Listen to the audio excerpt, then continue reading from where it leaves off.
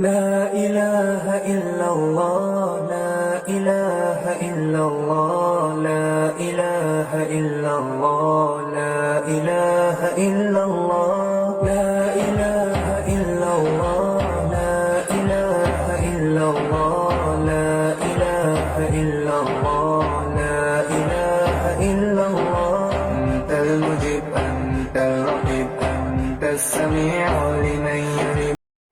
الحمد للہ رب العالمین والصلاة والسلام علی سید الانبیاء والمرسلین اما بعد رب اشرح لی صدری ویسر لی امری واحلل عقدۃ من لسانی یفقہوا قولی. السلام علیکم ورحمۃ اللہ وبرکاتہ. آج کی کہانی کا عنوان ہے چھوٹے سے بچے کی بڑی بڑی باتیں. کہانی کا آغاز کرتے ہیں. دوپہر کا وقت تھا. ماں بچوں کے ساتھ بیٹھ کر ان کے اسباق دیکھ رہی تھی. اسکولس میں بچے جو کتابیں پڑھ کر واپس گھر آئے تھے، اس حوالے سے وہ بچوں کی کاپیز کو چیک کر رہی تھی. ان بچوں کے پاس اس کا ایک چھوٹا سا ننھا منا سا بچہ بھی بیٹھا ہوا تھا جس کا ابھی اسکول میں داخلہ نہیں ہوا تھا. کاپیاں چیک کرنے کے بعد ماں بچوں کے پاس سے اٹھی اور اپنے عمر رسیدہ سسر کو دوپہر کا کھانا دینے کے لیے چلی گئی. بوڑھا سسر جو تھا، یعنی اس خاتون کے شوہر کا والد جو تھا، وہ گھر کے سامنے بنے لان میں ایک کمرے میں رہتا تھا. یہ لون اگرچہ گھر کے ساتھ متصل تھا، یعنی کہ جڑا ہوا تھا، مگر سسر کا کمرہ گھر سے کوئی 25-30 میٹر کے فاصلے پر ہوگا. بہو سسر کو چونکہ اپنے گھر میں رکھنا نہیں چاہتی تھی تو اس نے اپنے شوہر کے ساتھ ضد کی، جس کی وجہ سے شوہر نے اس کو ملحقہ لان کے سرونٹ کوارٹر میں منتقل کر دیا. خاتون نے حسب معمول سسر کے لیے دوپہر کا کھانا تیار کیا اور اس کے کمرے میں پہنچا دیا. سسر نے کھانا کھایا تو وہ برتن لے کر واپس گھر میں داخل ہوئی تو یہ دیکھ کر اس کی حیرت کی انتہا نہ رہی کہ اس کا وہ ننھا بچہ جس نے ابھی اسکول کا منہ نہیں دیکھا تھا، ہاتھ میں قلم لیے ٹیڑھی میڑھی ڈرائنگ کر رہا ہے. اس کو بہت زیادہ حیرت ہوئی کہ اتنا چھوٹا سا بچہ اور اس قدر دھیان سے ڈرائنگ کیسے کر سکتا ہے. وہ بچے کے پاس بیٹھ گئی اور پوچھنے لگی کہ بیٹا یہ تم کیا کر رہے ہو؟ آگے سے بچہ کہتا ہے کہ میں اپنے لیے گھر بنا رہا ہوں. جب میں بڑا ہو جاؤں گا، میری شادی ہو جائے گی تو میں اور میری بیوی اور بچے اس گھر میں رہیں گے. بچے کے جواب کو سن کر ماں بہت حیران ہوئی. اس کے فہم و گمان میں بھی نہیں تھا کہ یہ بچہ اتنی بڑی بات کر سکتا ہے، لیکن اس کو خوشی بھی ہوئی کہ چلیں اب اس کا بچہ بولنے بھی لگا ہے اور باتیں بھی کرنے لگا ہے. ماں نے جب ڈرائنگ کو غور سے دیکھا تو اس نے دیکھا کہ بچے نے جو گھر بنایا ہے اس میں تھوڑے سے فاصلے پر ایک مربع شکل کی لکیر بھی کھینچی ہے. اس نے بچے سے پوچھا بیٹا گھر تو یہ ہے جو تم نے ڈرائنگ کی ہے، مگر یہ مربع شکل کی لکیر کیا ہے؟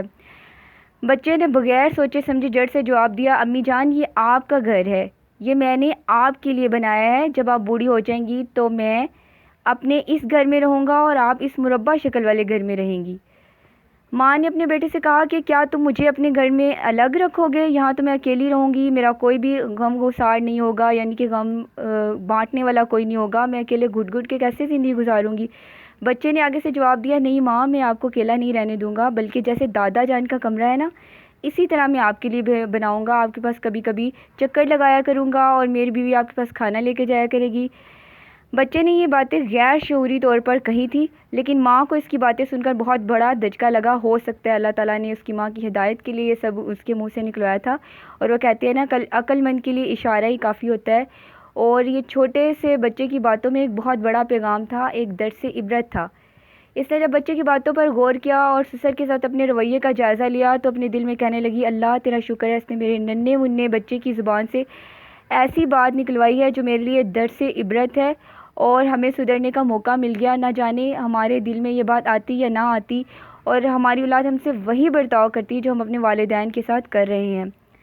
اس نے فوراً سے اپنی غلطی کو سدھارنے کا سوچا. اپنے سسر کو فوراً سرونٹ کوارٹر سے اپنے گھر میں منتقل کیا اور ایک عمدہ کمرے کو ان کے لیے خاص کیا.